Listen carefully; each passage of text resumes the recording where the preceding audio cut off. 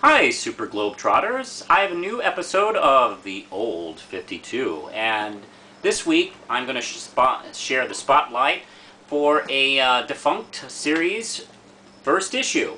And what issue is that I'm going to talk about? It is Nightwing #1, yes, by Chuck Dixon and Scott McDaniel. Now, this came out in '96, and a lot of people thought this series was way overdue, including myself, actually. I had often wondered, like, why didn't Dick Grayson have his own title? I mean, first off, before he split from Batman as Robin, I mean, he had a number of solo adventures, and of course, he was really popular leader of the Teen Titans as Robin and then as Nightwing. And the whole change to Nightwing seemed pretty successful, so it's like, well, why aren't we doing a series? Well, finally, in '96, they corrected that, and with a couple of test runs, with a couple of one-shots and a miniseries, they went ahead. And Chuck Dixon was one of the big writers, part of the Bat family during the '90s, and he had a really good sense of action and fun, and a good deal of humor in his dialogue as well. And also his crime stories were pretty well put together, and he was able to do a nice mix of like crime stuff as well as superhero stuff, and kind of finding a good way to blend them together. Not too different than what Mark Waid does, really, in his current run of Daredevil, or just frankly anything he does, really. Now, Scott McDaniel had, speaking of Daredevil, Scott McDaniel got his start with Daredevil, and he had slightly developed it, some calling it the Frank Miller Sin City style, but it went from kind of looking like that to kind of being his own style. What he does in this book, I think, is really interesting. He does a lot of these kind of global shots, which I think is really cool.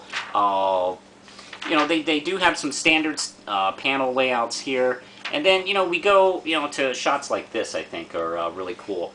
Now, the premise of this series, a number of men, mob guys actually, all turn up dead on the shores of Gotham City.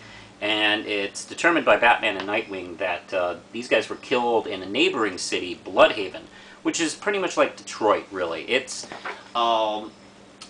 or Flint, Michigan, actually, might be a better example. See, Bloodhaven was one of those kind of one-industry towns. I think in this case was fishing. And once that dried up, well, it was kind of not much really for the city to do. So it became kind of a Gotham-like city, except worse, because it doesn't have a superhero, and it doesn't have cops like Gordon protecting it. So it's kind of a shithole. And so the first adventure sends Dick Grayson to check this out and find out who murdered all these guys. And of course, it sends him instantly into an action sequence where a bunch of kidnappers, who presumably, well, Dick figures right, are working for Black Mask, and they kidnap, they take something in a refrigerator from the house of the main, well, they call them Asian Mafia, but it's probably Chinese Mafia. And what happens after that is this cool action sequence, a chase sequence, which frankly you don't get too much in comic books, because, it is kind of hard to do chases in comics. And we even lose that stupid rat tail that Dick had. I don't know. It was the '90s. It was the early '90s. You have to have big, long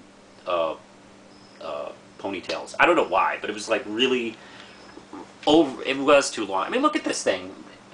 That was one of the smarter moves Chuck Dixon did, was he chopped that thing off. What's funny is they even make fun of it, where let's see, Dick says, "Hey, it took me a long time to grow that ponytail," and the thug replied, "It looks stupid anyway."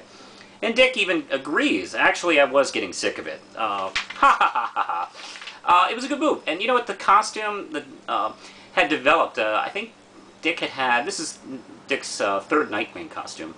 And this is frankly my favorite. The new current one where he has the black and red looks pretty good. But I don't know. I tend to favor the black and blue myself. Anyway, This is a pretty exciting issue, and of course at the end, when, let's see, well actually, during the end of the sequence, he realizes that it wasn't children that was in the refrigerator, it was embryos. The couple, the mob guy and his wife were trying to have a baby, and they had like a whole bunch of embryos stored, and they stole it just to be dicks. And he gets it back, he returns it to the cops, and he's arrested because the cops are kind of in cahoots with all the crime going on. So he's kind of like struck right here in the face like, wow, this is totally not Gotham. Quite a few times in this issue, Chuck Dixon wants to remind us, ooh, this is so much worse than Gotham, over and over again.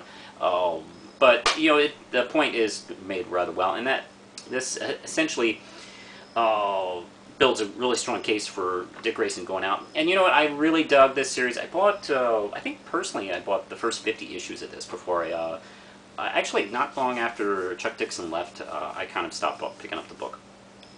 Because he really did know how to like make this fun month in, month out, and it was a great series. It was actually, I actually considered at this point this series making Dick Grayson sort of the DC's Daredevil, really, and the idea